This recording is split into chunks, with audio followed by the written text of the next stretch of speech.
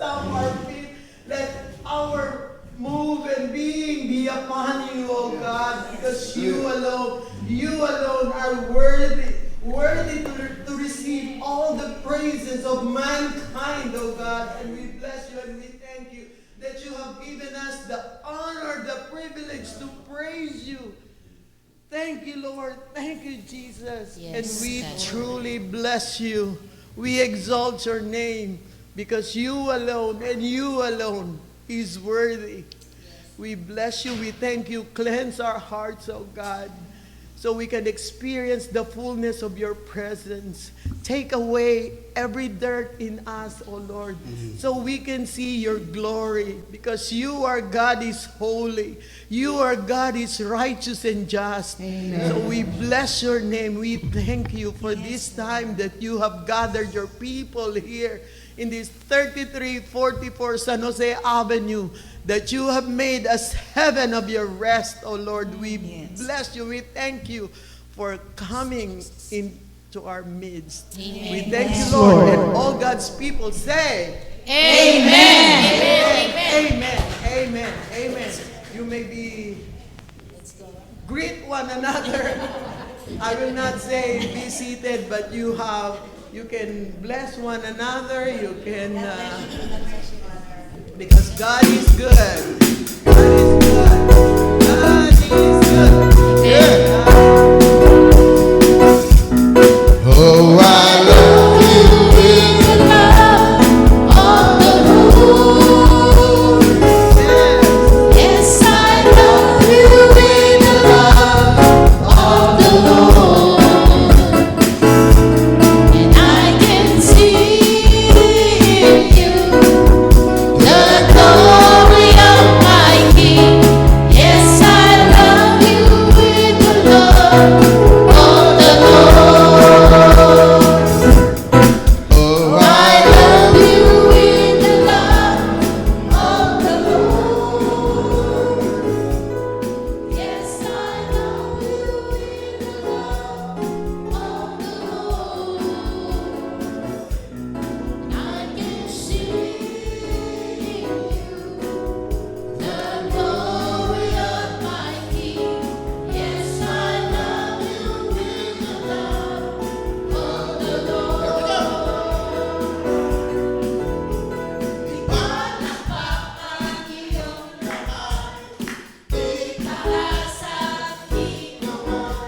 Lahat ay magsabing Diyos ay buhay. Panapak ang iyong kamay, itaas sa aking kamay. Lahat ay magsabing Diyos ay buhay. Lahat ay magsabing Diyos ay buhay. Amen. In the presence of the Lord, and we are so grateful to God that He has given us another breath of life today, that we can be together gathered for His glory and honor. And truly, God is good. And all the time, God is good indeed. And let every part of our being experience the goodness of God, because truly God is good. Amen. So this morning we are so thankful to God that we have Brother Roland here and Tatay Perfecto and of course Imelda. So we thank the Lord. Truly, God is good. God make a way. Especially in times that it seems there's no way. So we truly bless the Lord. We thank you, Lord, because you want to make your people joyful and happy. And truly, God is good. Amen. Amen.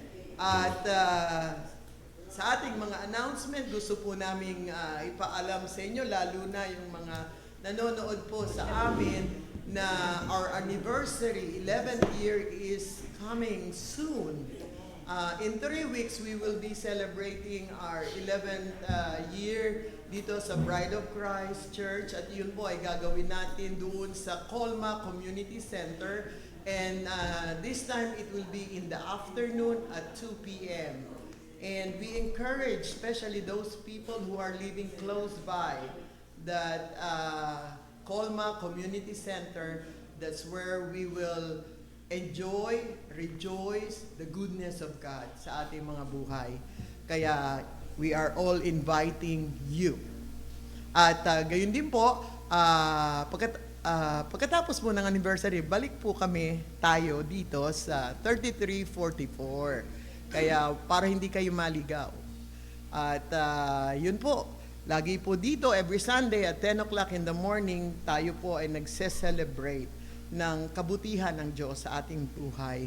Kaya kayo po ay aming inaanyayahan na makibahagi, makita nyo po ang pagkilos ng Diyos sa aming kalagitnaan. At yun nga pong mga ini-invite namin to join us sa intercessory prayer meeting. Makita nyo po yung mga bunga ng mga panalangin na ginagawa po ng church. At doon din, yun po ay every Tuesday, 7 o'clock sa Zoom. At meron din po tayong every day at 5:20, Monday hanggang Friday na dawn prayer meeting. Kaya kayo din po, kung nagigising po kayo ng maaga, hindi na kayo natutulog uli, makibahagi po kayo at sumama sa amin sa pananalangin. At gayon din yung mga nagnanais po na lumalim ang pagkilala sa ating Diyos, kayo po ay amin din kinukumbida sa aming mga Bible studies. We have different Bible studies at kung hindi po kayo mag-fit in doon, God will make a way for you to grow kasi God is an answering God. Kaya kung atin pong dinidesire na tunay na lumalim at makita ang kabutihan ng Diyos, God will make a way.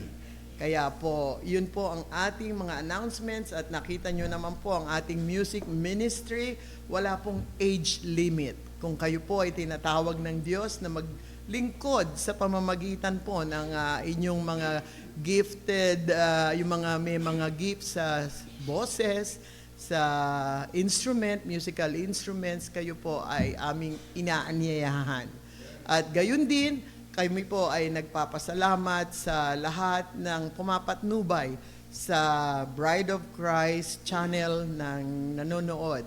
At kung kayo po ay nanonood ng YouTube, subscribe and like. Gaya ko lang po yan doon sa mga napapanood ko. Kaya subscribe and like. At yung po mga nasa Facebook, share po natin ang mabuting balita ng kaligtasan ng Diyos. Lahat po ng ginagamit ng Diyos na social media, gamitin po natin para sa ikakalaganap ng mabuting balita ng kaligtasan. Ngayon po, ipatay po natin yung ating mga cellphone, i-mute po natin at ihanda po natin ang ating mga puso para makinig ng mabuting balita ng kaligtasan na dadalhin sa atin ni Pastor Frank. Palakpakan po natin ang Panginoon sa buhay niya. Amen.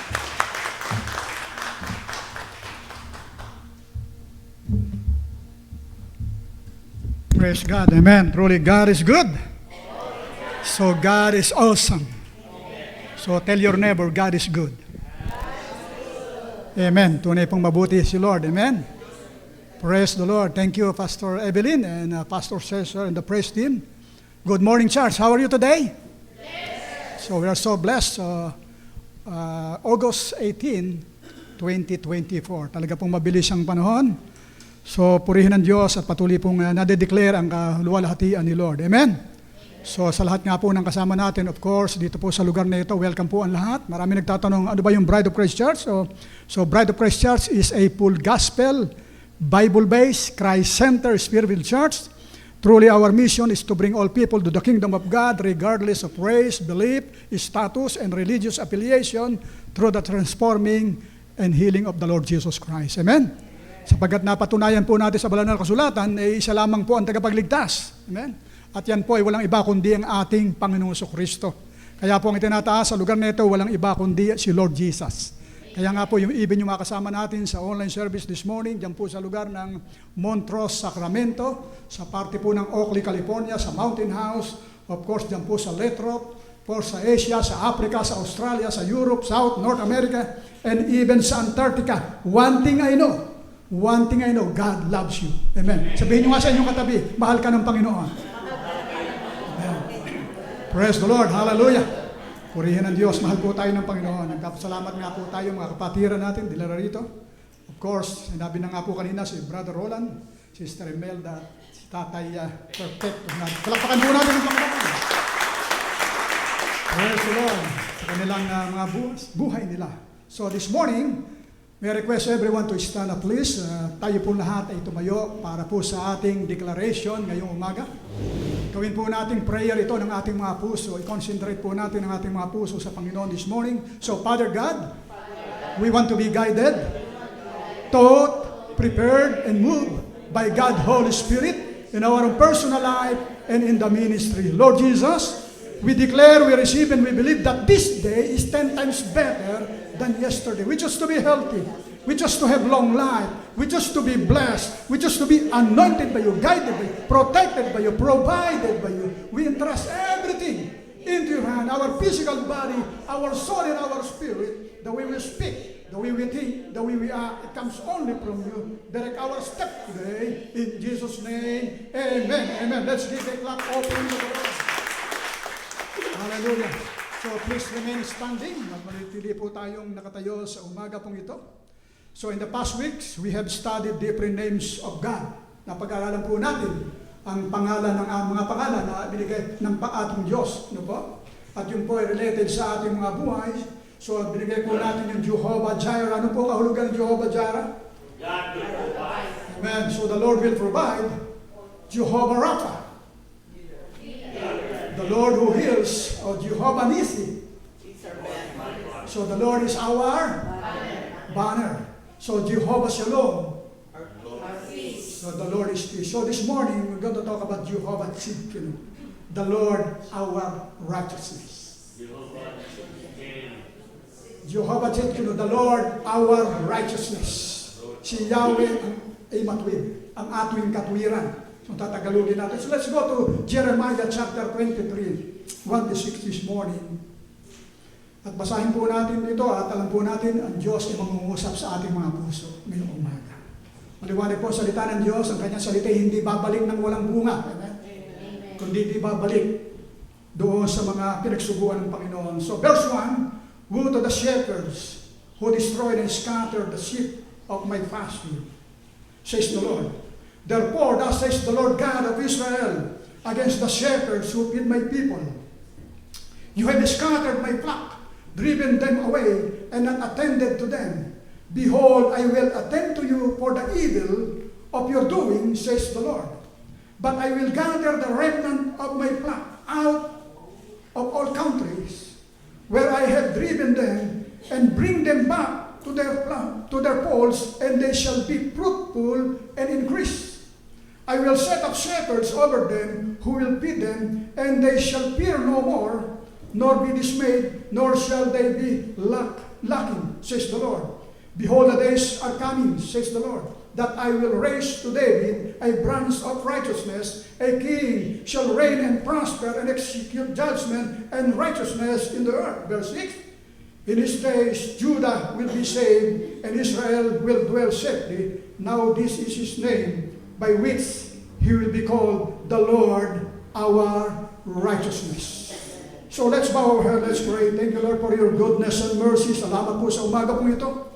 Alam po namin ang inyong presensya ay narito sa umaga pong ito, Lord. Ipaunawa mo po sa amin ang iyong mga salita, sapagkat alam po namin ang mga bagay na espiritual. Maunawan lamang namin kung Espiritu ng Diyos ang magpapaunawa nito sa amin.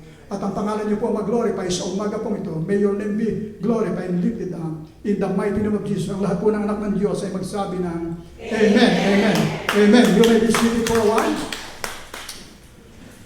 So makakaupo muna po tayo sa umaga pong ito. Hallelujah.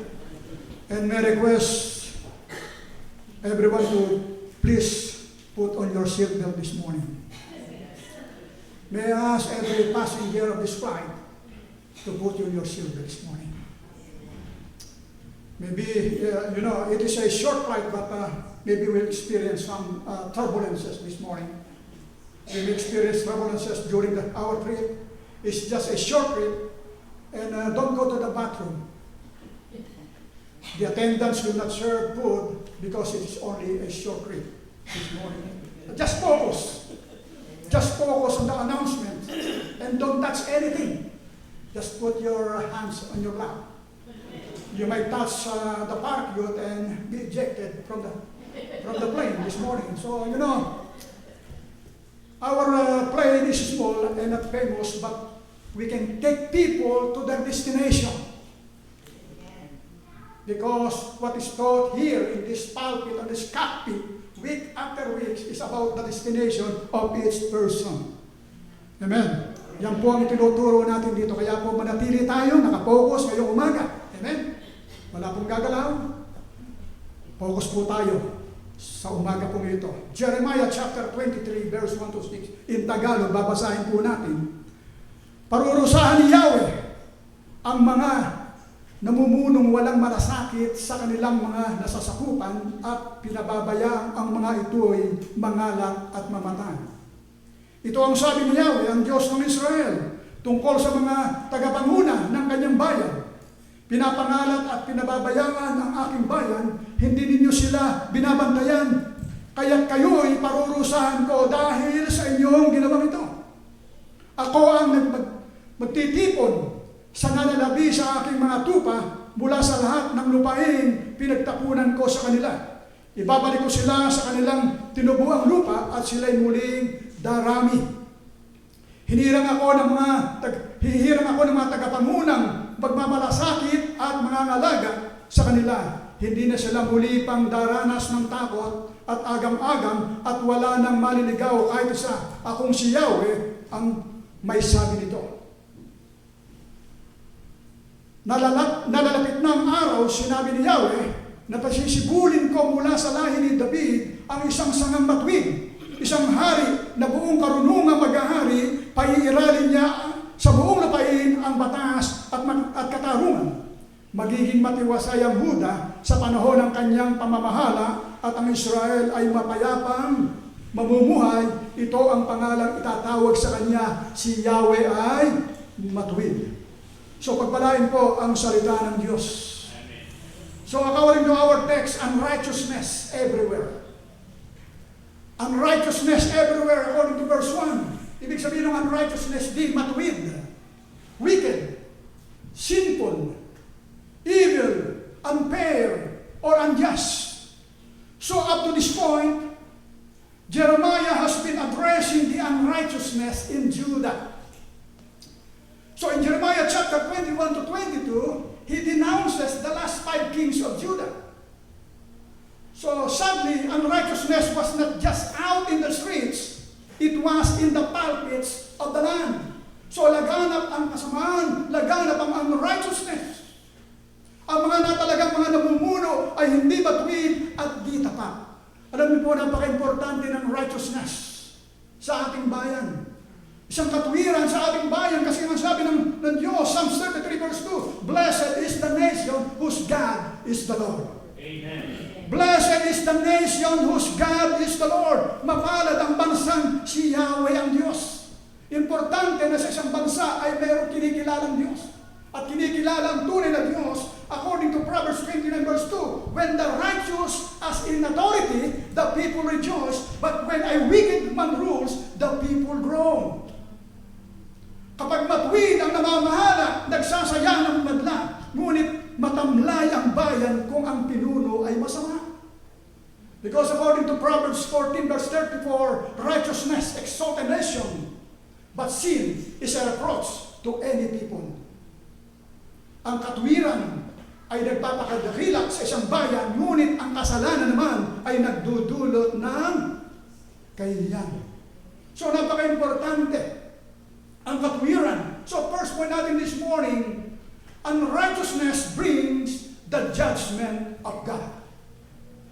So unrighteousness brings the judgment of God. According to verse 2, Jeremiah chapter 23, it says, Therefore, thus says the Lord God of Israel, against the shepherd who feed my people, you may scatter my flock, driven them away and not attended to them, behold, I will attend to you for the evil of your doing, says the Lord.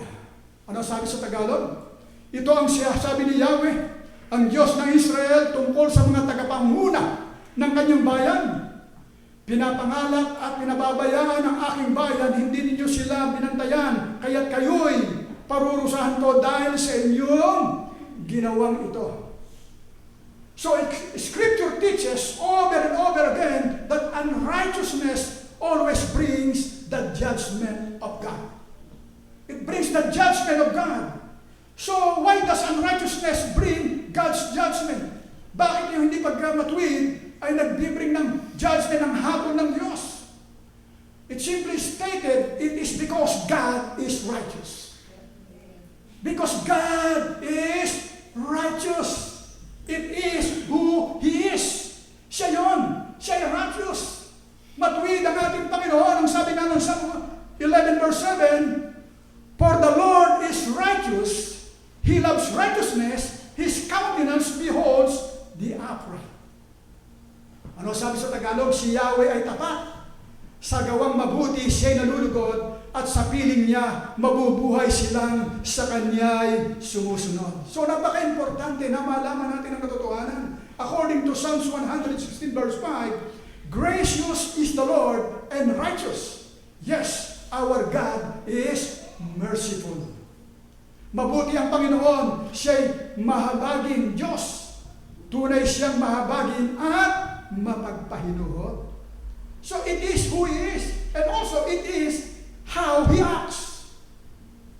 It is how He acts. According to Jeremiah chapter 9 verse 24, but let him who glories glory in this, that he understand and knows me, that I am the Lord, exercising loving kindness, judgment, and righteousness in the earth, for in this I delight, says the Lord. Amen? Ang sabi, kung may ibig magmalaki, ang ipagmalaki niya ay ang pagkakakilala at pagkakaunawa sa akin. Sapagkat ako si Yahweh ang gumagawa ng kabutihan, katarungan at katwiran sa sanlibutan. Ito ang mga bagay na ibig ko. Akong si Yahweh ang nagsasabi nito. Kaya napaka-importante. Malaman natin ito. Kasi nga ang gusto ng Panginoon ay mamuhay tayo sa katwiran. And according to Psalm 71 verse 19, also your righteousness, O God, is very high. You have done great things, O God, who is like you. Dakila ka, Panginoon, matuwid ka hanggang langit, dakila ang ginawa mo, at wala kang makaparis. So, God's righteousness, God's righteousness has two implications for us. Meron po itong dalawang pakahulugan para sa buhay po natin. And listen carefully, please, this morning, mga magulang at mga kapatid, even yung mga kasama natin sa online service. First, God demands righteousness. Amen. God demands righteousness.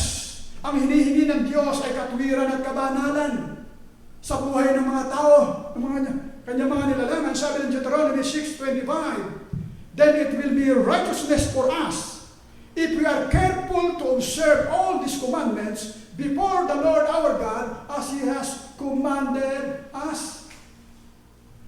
Kalulugdan na tayo kung susundin natin ng buong katapatan ang kautosang ibinigay niya sa atin.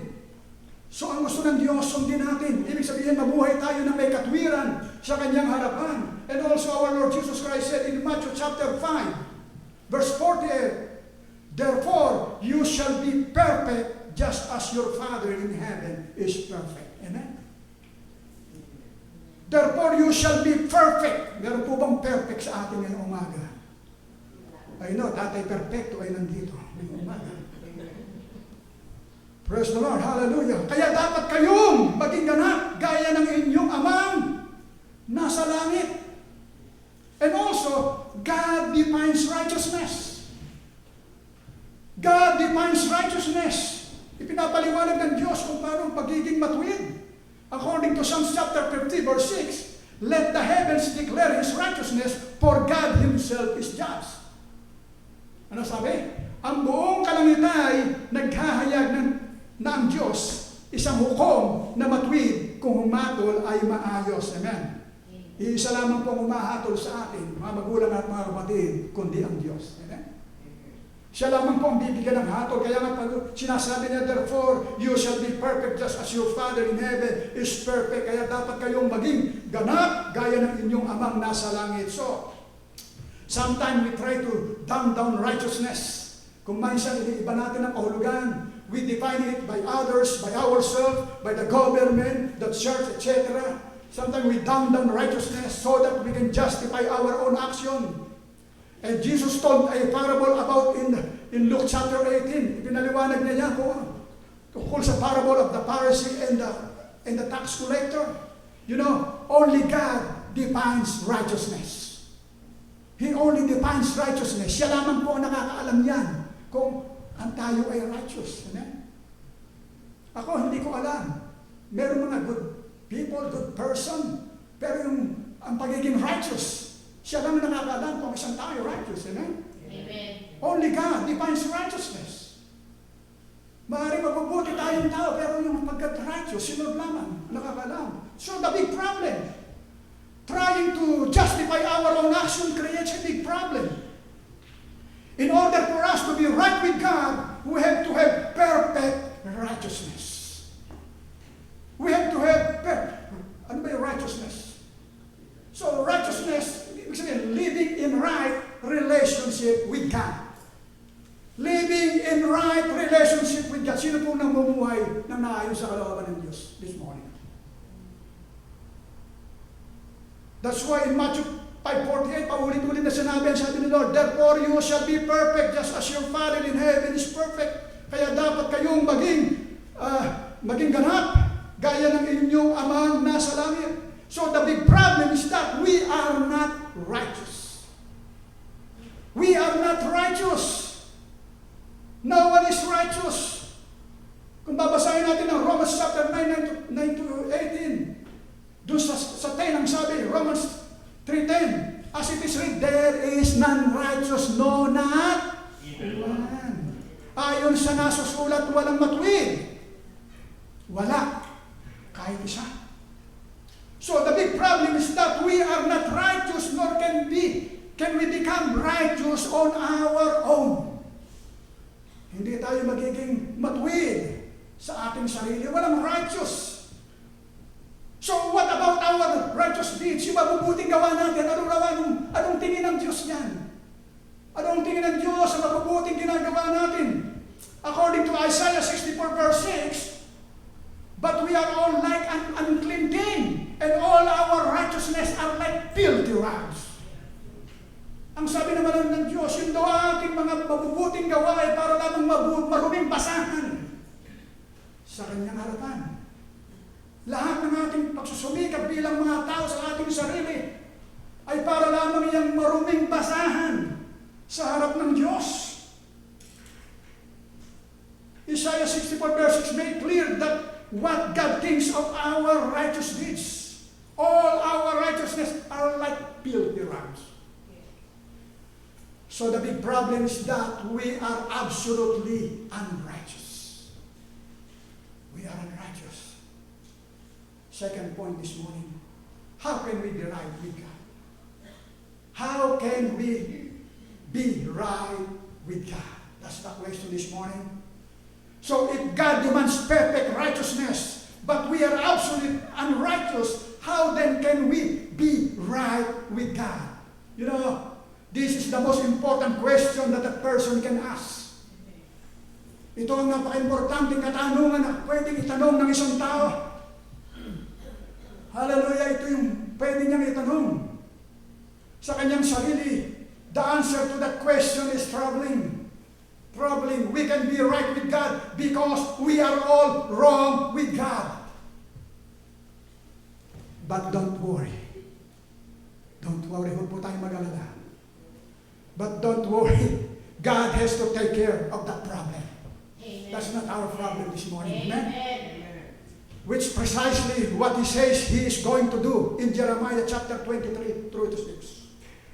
He is going to raise, first, he is going to raise one who is righteous. Kung hindi tayo righteous, merong dadalhin si Lord na isang righteous.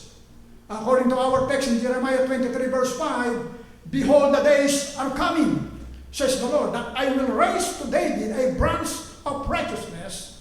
A king shall reign and prosper and execute judgment and righteousness in the earth. Ano sabi? Nalalapit na ang araw, sabi ni Yahweh, na pasisibulin ko mula sa lahi ni David ang isang sangang matuwid, isang hari na buong karunungan maghahari. Paiiralin niya sa buong lupain ang batas ng katarungan. So God says that He is going to raise up a righteous branch. And you know, the righteous branch is Jesus Christ. Amen. The righteous branch is Jesus Christ. And palakpakan natin ang Panginoon. Hallelujah. Hallelujah. The righteous branch is Jesus Christ. According to 1 John chapter 2 verse 1, my little children, this thing I write to you so that you may not sin. And if anyone sin, we have an advocate with the Father, Jesus Christ, the righteous. Siya po ang righteous. Amen.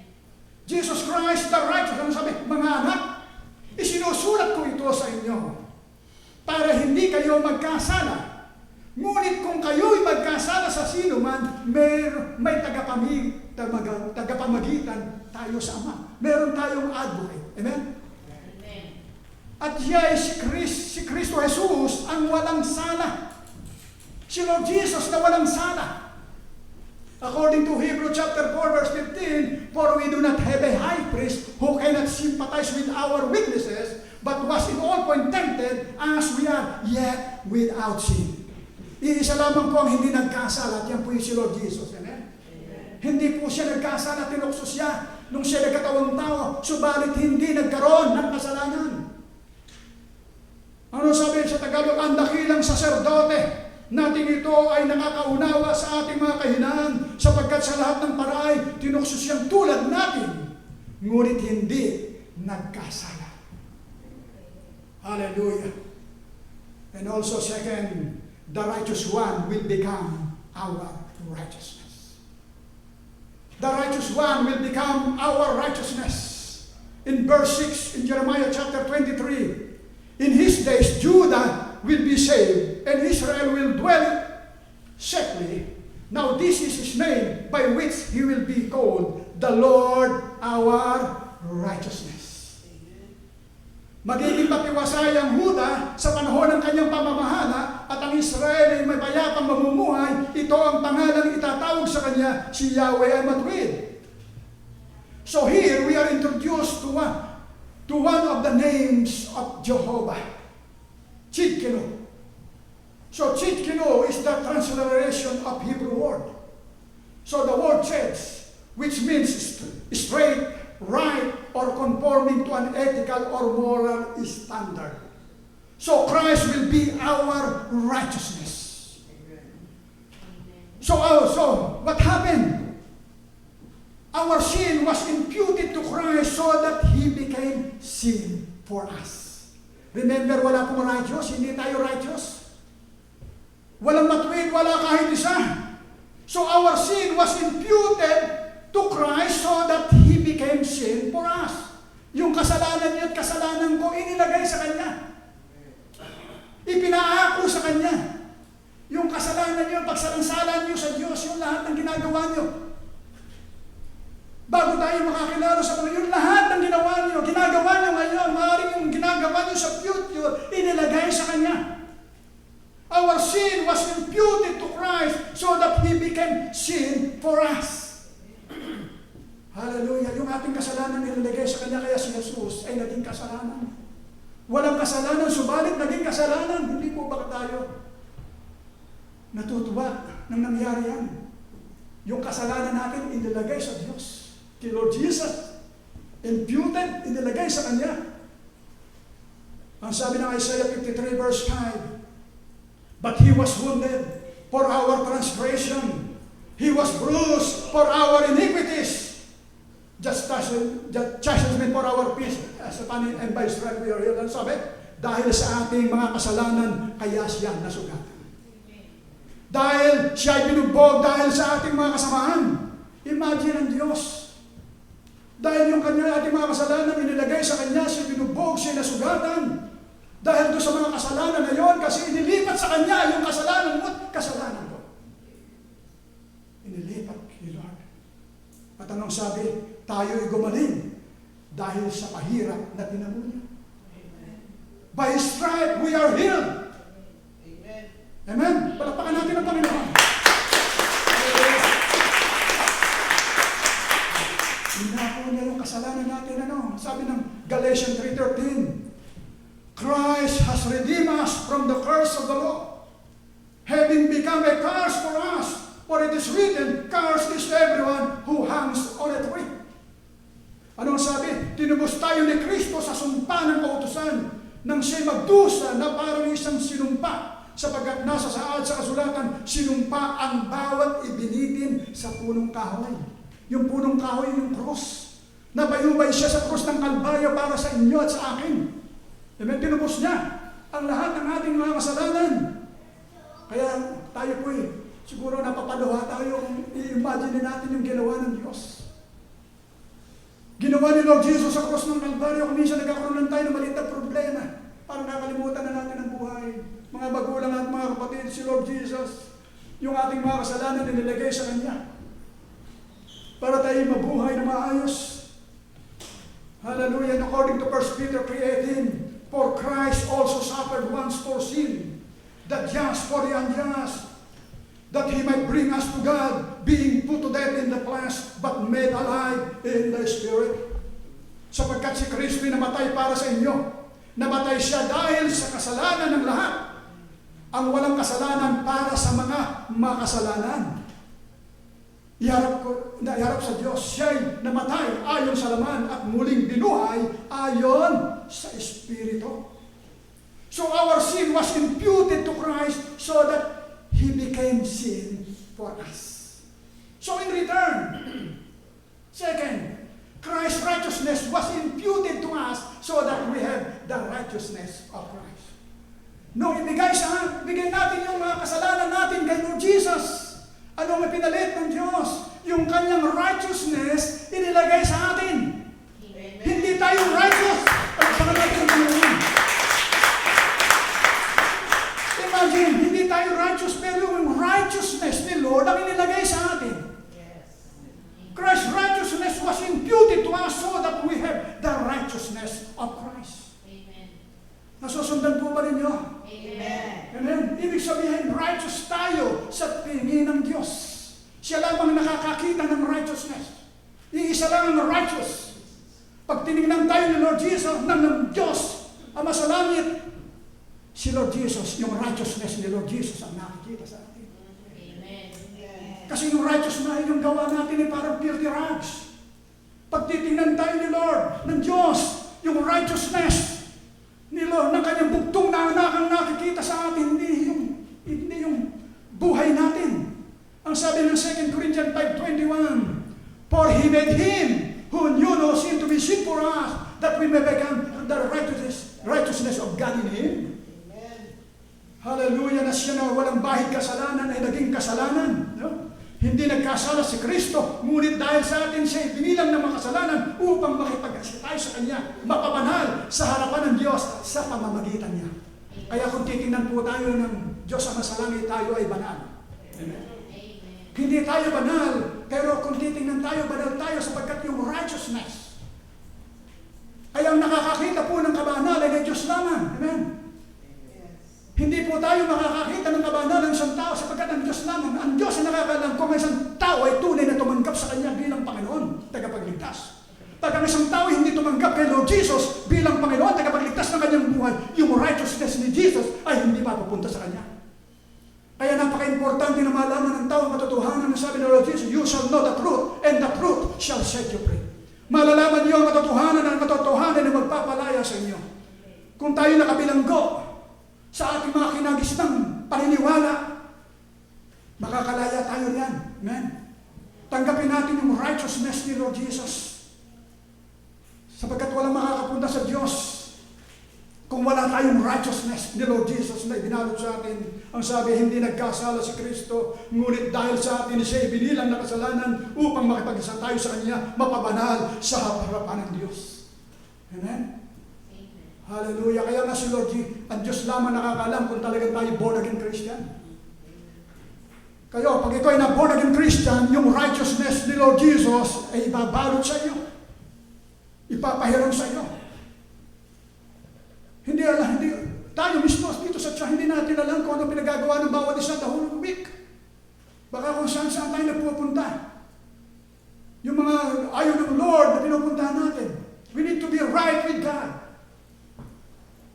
Kaya ang Diyos lamang makaka-justify kung isang tayo righteous. Kasi pag tinanggap na si Lord Jesus ng totohanan sa kanyang puso, walang halong ibang motibo. Tinanggap mo ng buong buo si Jesus. Sa iyong puso, yung righteousness ni Jesus ay mapupunta siya, ibabalot sa iyo. Pag tinignan ka ng Diyos Ama, si Lord Jesus ang nakikita sa atin. Palakpakan natin muli pa. And because we have the righteousness of Christ, we are justified or right before God. We are justified. Ito po ay isang term. We are justified. Ibig sabihin, pinawalang sala. Tayo po ay napawalang sala na. Amen? Amen. The moment na tinanggap po natin ang Panginoong Jesucristo bilang Panginoon, tagapagligtas ng ating buhay, we are justified. Tayo po ay napawalang sala na. Napawalang sala, naging matuwid sa harapan ng Diyos. So God through Christ first constitute us as righteous and then declare us as righteous. We are declared righteous sa harapan ng Diyos. So it will be like this. It will be like Mark Zuckerberg or Bill Gates depositing $1 billion into your bank account and then declaring you wealthy. Nakuha niyo po ba? Yung pagiging righteous natin ay gawa ng Diyos. Para bang yung kayamanan, nag-deposit yung pinakamayamang tao sa bank account mo, pagkatapos ikaw ay naging mayaman, wala kang ginawa. Amen? Amen. Pero dineclare kang wealthy. Hallelujah. Ang mga Kristiyano po ay mayaman. Amen? Amen. Hallelujah. Dahil ang Diyos ay kasama po natin. So this morning, hallelujah. Kaya nga sinasabi natin, this is a short clip. Our conclusion this morning. So when we believe in Christ by faith, we receive our justification. So justification means salvation from the penalty of sin. Salvation from the penalty of sin. The moment na tinanggap mo si Lord Jesus ng totohanan sa iyong puso, kayo ay napawalang sala na. Amen? Ibig sabihin, wala ka ng kaso. Acquitted ka na. Hindi ka nahatulan. Hindi ka na sisintensya ng lifetime. Ibig sabihin, wala na yung sintensya mong lifetime. Eternal death do sa impyerno. Kundi meron kang eternal life sa langit. Amen? So as the merit of His blood takes away our sin, so the merit of His obedience is imputed to us for righteousness. You know, God's righteousness demands Christ's righteousness. That's why if you are in Christ this morning, you are right before God. God declares you as righteous. Amen? Amen? I request everyone to stand up, please. Tumayo po kayo lahat sa umaga po ito. Hallelujah. Kaya po sa umaga pong ito, hallelujah, maybe this morning, it's no accident that you are here in this worship service, or that you are watching this online service this morning. So if you want to experience God's forgiveness of your sins and experience and receive God's righteousness through the Lord Jesus Christ, and also receive the gift of eternal life in heaven. Kung gusto mong tanggapin ang Panginoong Hesus bilang Panginoon, tagapagligtas ng iyong buhay, at ma-receive mo yung katwiran na nagbubuhat sa Diyos, kung hindi mo pa siya tinatanggap sa iyong buhay, maaaring dumadalo ka ng church, pero hindi mo nalalaman ang katotohanan. Maliwanag ang sabi ng banal na kasulatan, malalaman niyo ang katotohanan ng katotohanan na magpapalaya sa inyo. Kaya sa umaga pong ito, Ang paanyaya ng Diyos, even yung mga kasama natin sa online service this morning, kung hindi mo pa siya tinatanggap ng totohanan, ang ibig sabihin, namumuhay ka pa rin nang hindi ayon sa kalooban ng Diyos. Marami kang ginagawa sa iyong sarili na hindi ka aya-aya sa Diyos. Kung gusto mong i-rededicate o i-surrender ang iyong buhay sa Panginoon this morning, sumunod ka sa maiksing panalangin ito. Panginoong Jesus, Panginoon Jesus, mahabag po kayo sa akin. mahabag po kayo sa akin. Ako'y isang makasalanan.